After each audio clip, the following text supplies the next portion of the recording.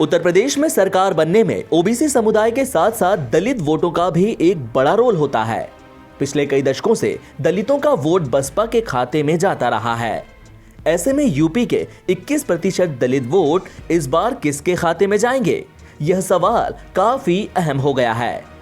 ये सवाल इसलिए उठ रहा है क्योंकि यूपी में बीजेपी और सपा का चुनाव प्रचार तो दिख रहा है, पर बसपा सीन से गायब नजर आ रही है। उत्तर प्रदेश की पूर्व मुख्यमंत्री और बसपा सुप्रीमो मायावती की तरफ से जमीन पर चुनाव प्रचार नहीं दिख रहा। शायद यही वजह है कि चुनावी तापमान देख कहा जाने लगा है कि यूपी में इस बार बीजेपी और सपा में सीधी टक्कर होने वाली है। बसपा कई राज्यों में चुनाव लड़ती है, लेकिन यूपी उसके लिए सबसे ज्यादा मायने रखता है। यहां उसका अपना काडर है जो दशकों से उसका अपना वोट बेच रहा है।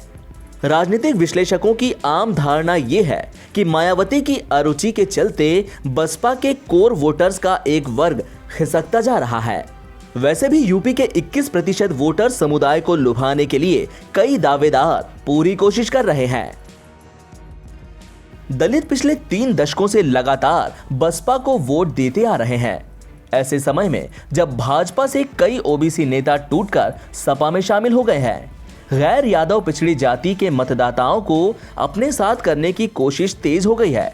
साथ ही इस समुदाय का महत्व भी समझा जा रहा है। केंद्र और राज्य में योगी सरकार की कई कल्याणकारी योजनाओं के फायदे समझाने के साथ साथ बीजेपी हिंदुत्व के अपने एजेंडे में इस समुदाय को साथ लाने की पूरी कोशिश कर रही है। विश्लेषकों का कहना है कि मायावती लगातार जाटव उपजाति की एकजुटता पर भरोसा करती आ रही है, जो कुल दलित आबादी का करीब 55% हिस्सा है। दलित वोट बैंक पर मायावती के एक छत्र प्रभाव को बीजेपी ने चुनौती दी। साल 2014 के लोकसभा चुनाव से ही भाजपा ने दलित समुदाय को जातिगत नजरिए से अलग कर कल्याणकारी योजनाओं और विकास के आधार पर वोट मांगे। भाजपा सूत्रों का कहना है कि दलितों को अपने साथ लाने के लिए यूपी विधानसभा चुनाव की घोषणा होने से ठीक पहले सभी 75 जिलों में पार्टी ने विशेष सभाएं आयोजित की। पार्टी की योजना गैर आरक्षित सीटों से भी दलित उम्मीदवार को उतारने की है। सहारनपुर सीट से जगपाल सिंह, एक दलित उम्मीदवार को पहले ही टिकट दिया जा चुका है। यहां दूसरे चरण में मतदान है। वास्तव में 107 उम्मीदवारों की जो पहली लिस्ट आई है, उस पे भाजपा ने 19 दलितों को टिकट दिया है, जिनमें से 13 जाटव हैं। यह वही दलित उपजाति है जिससे मायावती ताल्लुक रखती हैं। सपा ने भी भाजपा को बराबर टक्कर देने की कोशिश की है। वह कई दिग्गज गैर यादव पिछड़े नेताओं को अपने पाले में लाने में कामयाब रही। इसमें 3 यूपी के मंत्री थे, स्वामी प्रसाद मौर्य, दारा सिंह चौहान और धर्म सिंह सैनी।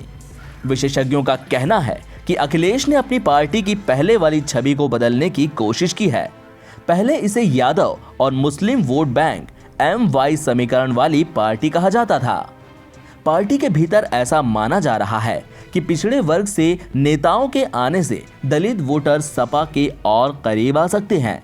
सपा प्रमुख फिलहाल दलित नेता और आजाद समाज पार्टी के प्रमुख चंद्रशेखर से गठबंधन पर स्पष्ट रूप से कुछ नहीं कह रहे, लेकिन यह भी राजनीतिक समीकरण बदल सकता है।